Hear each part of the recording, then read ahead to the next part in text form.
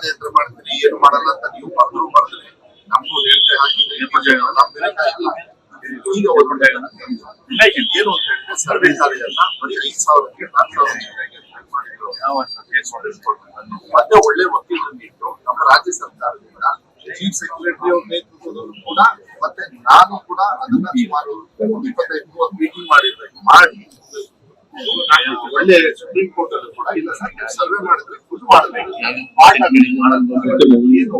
Question is 9,000 ಎಷ್ಟು ಎಕರೆ ಇದೆ, ಎಷ್ಟು ಹಳ್ಳಿಗಳು, ಎಷ್ಟು ಗ್ರಾಮಗಳು,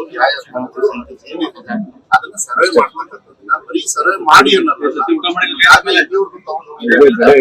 ಸರ್ವೆಗೆ ಬೆಸ್ಟ್ ಎಕ್ವಿಪ್ಮೆಂಟ್ಸ್ ಕೂಡ ಕೊಡ್ತಕ್ಕಂಥ ವ್ಯವಸ್ಥೆ ಇಲ್ಲೇ ನಮ್ಮ DC ಅವರಿದ್ದಾರೆ.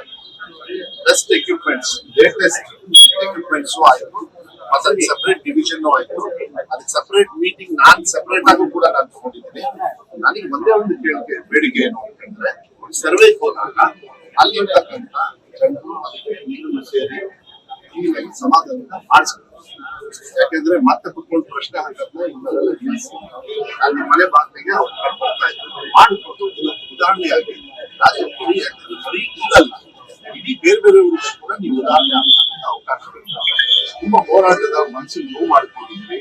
ಸರ್ಕಾರಗಳು ಕೂಡ ಬೇಕಾದಷ್ಟು ನಾವು ಕೂಡ ಹೇಳಿ ಪಾದಯಾತ್ರೆ ಎಲ್ಲರೂ ಆಯ್ತು. ಈ ಒಂದು ಹಂತಕ್ಕೆ ಬಂದಿರೋದ್ರಿಂದ ಎಲ್ಲ ಸರ್ಕಾರವೂ ಕೂಡ ರೆಸ್ಪಾಂಡ್ ಮಾಡಿದೆ, ಸುಪ್ರೀಂ ಕೋರ್ಟ್ ಕೂಡ ರೆಸ್ಪಾಂಡ್ ಮಾಡಿದೆ. ರಾಜ್ಯ ಸರ್ಕಾರ ಎಲ್ಲಾ ತರನು ಖರ್ಚು ಮಾಡಿ ರೆಡಿಯಾಗಿ 3 ತಿಂಗಳೊಳಗೆ ಸರ್ವೆ ಮಾಡಬೇಕು ಅಂತ ಇದೆ. ಅದನ್ನ ಏನಾದ್ರು 3 ತಿಂಗಳು ಇನ್ನೂ ಬೇಗ ಮಾಡ್ಬೇಕಂದ್ರೆ ನೀವು ಬಹಳ ಫಾಸ್ಟ್ ಮಾಡಬೇಕು.